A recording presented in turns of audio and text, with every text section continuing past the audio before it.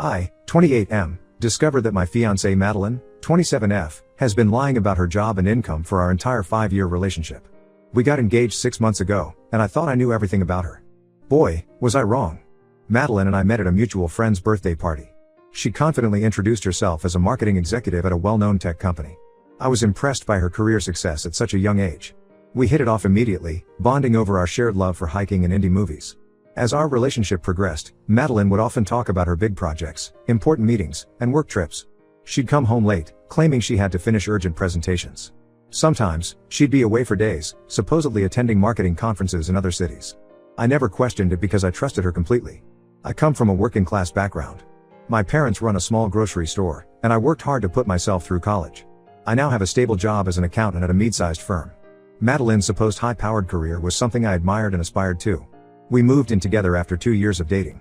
We split our rent and expenses 50-50, based on what I thought was her high salary. Madeline always insisted on this arrangement, saying she believed in financial equality in relationships. I thought it was admirable, not realizing I was actually covering most of our living costs. When I proposed 6 months ago, Madeline was overjoyed. We started planning an expensive wedding, thinking we could easily afford it with our combined incomes. Madeline even talked about buying a house in an upscale neighborhood after the wedding. Last week, everything changed. I was helping Madeline's sister Amy, 25F, move into her new apartment. Amy and I have always gotten along well. She's more reserved than Madeline but equally kind. While unpacking a box labeled old photos, I came across several pictures of Madeline working at a small local cafe called The Daily Grind. I asked Amy about it, assuming it was just a part-time job from years ago. Amy looked confused and said, "That's where Madeline still works. She's been a barista there for the last 6 years." I thought Amy was joking at first. I told her that Madeline worked in marketing at a tech company. Amy's eyes widened, and she said, "Oh no, I thought you knew." Madeline's been lying to everyone about her job for years. She even made up fake business cards and a LinkedIn profile. Our parents don't know either. I felt like the ground had disappeared from under my feet. Amy looked horrified, realizing she had just exposed her sister's lie. She begged me not to tell Madeline that she had accidentally revealed the truth. In a daze, I finished helping Amy move and then drove home. My mind was racing, trying to make sense of this revelation. Had our entire relationship been built on a lie? When I got home, Madeline was in the kitchen making dinner. She greeted me with a smile, asking how the move went. I couldn't hold it in anymore. I confronted her about what Amy had told me. At first, Madeline tried to deny it. She claimed Amy must be confused or playing a prank. But when I mentioned the photos I had seen, Madeline's face crumpled. She sat down heavily at the kitchen table and started crying. Through her tears, Madeline admitted that she had been lying about her job and income this whole time. She explained that when we first met, she was embarrassed about being just a barista while all her friends had corporate jobs. She lied about having a marketing job, thinking we'd only date for a short time. But as our relationship got serious, she felt trapped in the lie and couldn't find a way to tell the truth. Madeline revealed that she had gone to great lengths to maintain this deception. She had created a fake email account, business cards, and even a website for her fictitious marketing career. When she said she was working late, she was often picking up extra shifts at the cafe. Her business trips were actually visits to her college friend in another city, who was in on the lie and would cover for her. I was stunned by the extent of her deception. I asked about our finances, and Madeline admitted that she had been struggling to keep up with our 50-50 arrangement. She had maxed out several credit cards trying to maintain the illusion of a high-paying job. The implications of her lie began to sink in. Our expensive wedding plans, the house we were going to buy, it was all based on a fantasy. I had been unknowingly supporting us financially for years, thinking we were equals. I told Madeline I needed some time to think and went to stay with my brother. It's been a week now, and I'm still trying to process everything. I don't know if I can trust Madeline again. Our entire relationship feels tainted by this lie. Madeline has been calling and texting nonstop, begging for forgiveness and a chance to explain further. She says she'll tell her parents and friends the truth if I give her another chance. She claims she started taking online marketing courses recently, hoping to turn her lie into reality. But I don't know if I can get past this level of deception. It's not just about the job, it's about the years of elaborate lies, the financial deceit, and the break in trust. I'm questioning everything about our relationship now. Part of me still loves Madeline. We've shared so many good times, and until this revelation, I thought we had a strong, honest relationship. I'm torn between my feelings for her and the sense of betrayal I feel. I'm also worried about the practical aspects. If I break off the engagement, what happens to our shared apartment and the deposits we've already paid for the wedding? How do I explain this to our friends and family? I could use some advice. Am I overreacting? Should I give Madeline another chance to explain herself fully? Or is this lie too big to forgive? How do I even begin to trust her again if I decide to stay in the relationship? I'm lost and confused. Any insights or similar experiences would be greatly appreciated. Update 1. Thank you all for your advice and support on my last post. The past few weeks have been a roller coaster, and I wanted to give you an update on what's happened. After taking some time to think, I decided to hear Madeline out completely. We met at a neutral location, a park near our apartment where we used to have picnics. It felt strange to be there now, with this huge issue between us. Madeline came clean about everything. She walked me through her entire deception, from the moment she first lied about her job to all the elaborate steps she took to maintain the lie over the years. She had created multiple fake email accounts, not just for her fictional job but also for her imaginary colleagues. She showed me the website she had built for her fake marketing company, complete with case studies and client testimonials, all fabricated. What shocked me most was learning that Madeline had been secretly taking online classes in marketing for the past 2 years. She showed me her course certificates and said she had been trying to make her lie a reality. She had applied for several entry-level marketing positions but hadn't had any luck yet. Madeline also revealed the full extent of her financial troubles. She had racked up over $30,000 in credit card debt trying to keep up with the lifestyle she thought she needed to maintain. She had been making minimum payments, but the interest was piling up. I asked Madeline why she didn't come clean earlier, especially when we got engaged. She said she had tried to tell me the truth several times but always lost her nerve at the last moment. She was terrified of losing me and disappointed herself for not living up to the image she had created. While I appreciated her honesty, I was still hurt and confused. The scale of her deception was hard to comprehend. I told Madeline I needed more time to think about our relationship. She agreed and said she would respect my decision, whatever it might be. A few days after our talk, something unexpected happened. I got a call from Madeline's mother, Lisa. She was hysterical and asked if I knew where Madeline was. Apparently, Madeline had finally confessed everything to her parents and then disappeared. She left a note saying she was ashamed and needed some time alone. I was worried sick. Despite everything, I still cared about Madeline's well-being. I called all of Madeline's friends, but no one had heard from her. We filed a missing person report with the police. For 3 days, we had no idea where Madeline was or if she was safe. On the 4th day, we got a call from a hospital in a city about 200 miles away. Madeline had been admitted after fainting in a bus station. She was physically fine, just dehydrated and exhausted. The doctor said she had been having panic attacks. I drove to the hospital immediately. When I saw Madeline, she looked terrible, pale, with dark circles under her eyes. She broke down crying when she saw me. She said she couldn't face everyone after her lies were exposed, so she ran away. She had been sleeping in bus stations and cheap motels, too ashamed to come back. Seeing Madeline in that state made me realize that despite her lies, I still cared about her deeply. I told her that running away wasn't the solution and that we needed to face this together. She agreed to come back home and get help. We're now back in our city. Madeline has moved in with her parents temporarily while she gets therapy. She's also looking for a new job, determined to start fresh with honesty this time. As for our relationship, we're taking things day by day. I've decided to give Madeline another chance, but I've made it clear that it will take time to rebuild trust. We've postponed our wedding indefinitely and are essentially starting our relationship over from scratch. Madeline has been incredibly remorseful and is working hard to make amends.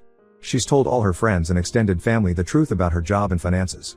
It's been hard for her, but I'm proud of her for facing the consequences of her actions. We're also going to couples therapy to work on our communication and trust issues. It's been eye-opening to realize how much this lie affected every aspect of our relationship. We're learning to be more open and honest with each other, even about small things. Financially, we're working with a debt counselor to figure out how to tackle Madeline's credit card debt. I've agreed to help her, but only if she sticks to a strict budget and continues to be honest about her spending. I know some people might think I'm a fool for giving her another chance, but I believe people can change if they truly want to. Madeline's actions since coming clean have shown me that she's committed to being honest from now on. That said, I'm cautiously optimistic about our future, but I'm also prepared for the possibility that things might not work out. I've made it clear to Madeline that this is her last chance. Any more lies, no matter how small, and I'm done. Thank you all for your support and advice. It's been a difficult few weeks, but I feel like we're slowly moving in the right direction. I'll update again if there are any significant developments. Update 2. I want to thank everyone for their support and advice over the past few months. A lot has changed since my last update, and not all of it for the better. Madeline and I had been working on rebuilding our relationship. She was going to therapy regularly, had come clean to everyone about her lie, and was actively job hunting. Things seemed to be slowly improving between us. We were communicating better, and Madeline was being more open about her feelings and struggles. About a month ago, Madeline got a job as a social media coordinator for a small local business. It wasn't the high-powered marketing career she had fabricated, but it was a start in the right direction. The pay wasn't great, but it was honest work, and Madeline seemed excited about the opportunity to gain real experience in marketing. I was proud of her for securing a legitimate job in marketing. It felt like a positive step forward in our relationship and in Madeline's personal growth.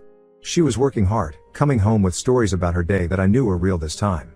However, last week, I discovered something that has shaken everything up again. I was using Madeline's laptop to print some documents, with her permission, when I noticed an email notification pop up. The subject line caught my eye: monthly payment confirmation. I know I shouldn't have, but given our history, I clicked on it. What I found left me stunned. The email was a receipt for a $5,000 payment to a company called Career Creators. I did some digging and found out that this company specializes in creating fake work histories, complete with websites, phone numbers for references, and even fake pay stubs. I confronted Madeline about this immediately. At first, she tried to deny it, but when I showed her the email, she broke down. She admitted that she had been using this service for years to maintain her lie about her marketing career. The social media coordinator job she recently got? It was real, but she had used the fake work history from Career Creators to get it. Madeline explained that she had been using Career Creators since before we met. When she first signed up for their services, she was desperate and felt stuck in her barista job. She convinced herself it was just a temporary boost to get her foot in the door of the marketing world. Even after coming clean to me and everyone else, Madeline said she couldn't bring herself to delete her fake work history. She was afraid she'd never get a foot in the door in marketing without experience.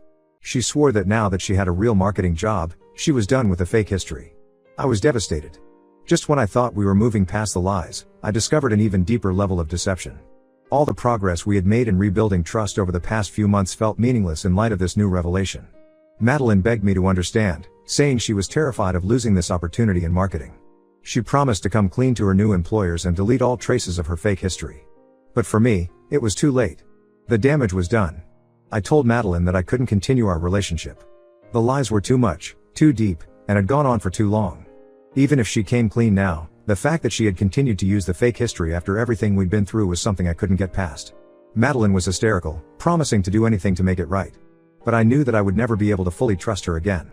Every achievement, every story about work, every new connection she made, I would always wonder if it was based on lies. I moved out of our shared apartment the next day. Madeline's parents, who had been supportive of her after the initial revelation, were shocked and disappointed to learn about this new deception. They've told me they understand my decision to end the relationship. I'm now staying with a friend while I look for a new place. I've called off our engagement for good this time. It hurts, and part of me still loves Madeline, but I know I can never trust her again. The Madeline I fell in love with never really existed. This whole experience has been a harsh lesson in the importance of honesty in relationships. I'm taking some time for myself now, focusing on my own career and personal growth. I'm also planning to get some therapy to work through the trust issues this situation has left me with. Thank you all for your support throughout this difficult time. I hope my story can serve as a cautionary tale about the dangers of living a lie, no matter how small it might seem at first. Update 3: It's been half a year since my last update, and I wanted to share how things have progressed. After ending things with Madeline, I threw myself into my work and personal development. I started seeing a therapist to work through my trust issues, which has been incredibly helpful. We've been exploring why I didn't notice the red flags in my relationship with Madeline and how I can build healthier relationships in the future. I've also picked up some new hobbies. I joined a local hiking group and have been exploring trails in our area every weekend. It's been a great way to clear my head and meet new people. I've also started taking cooking classes, something I always wanted to do but never made time for when I was with Madeline.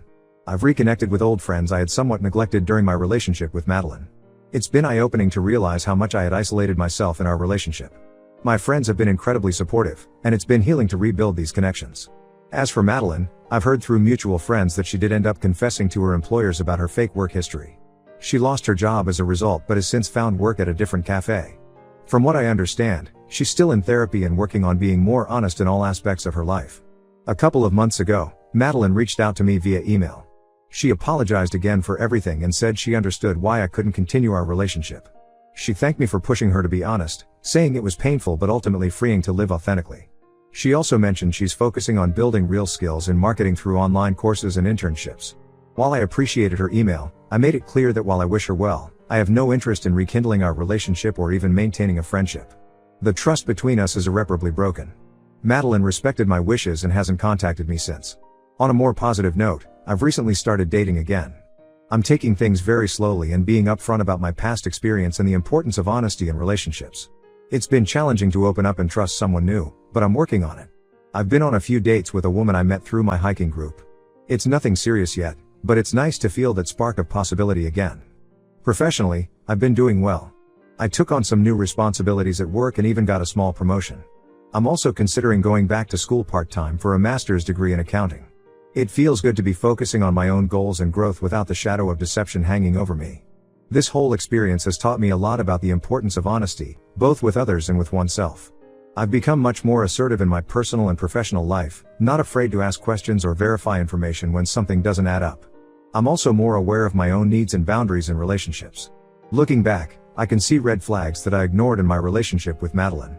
Her reluctance to introduce me to her work colleagues, the vagueness about her daily work tasks, the convenient work trips that always seemed to coincide with times I wanted to visit her office, all these things should have raised questions. But I was too trusting, too willing to believe the best about someone I loved. It's been a difficult lesson, but I'm grateful for what I've learned about myself and what I need in a partner. I know now that I value honesty and transparency above all else in a relationship. I've also learned the importance of maintaining my own identity and friendships outside of a romantic partnership. Financially, I'm in a much better place now. Without the burden of unknowingly supporting two people, I've been able to increase my savings and even start investing a bit.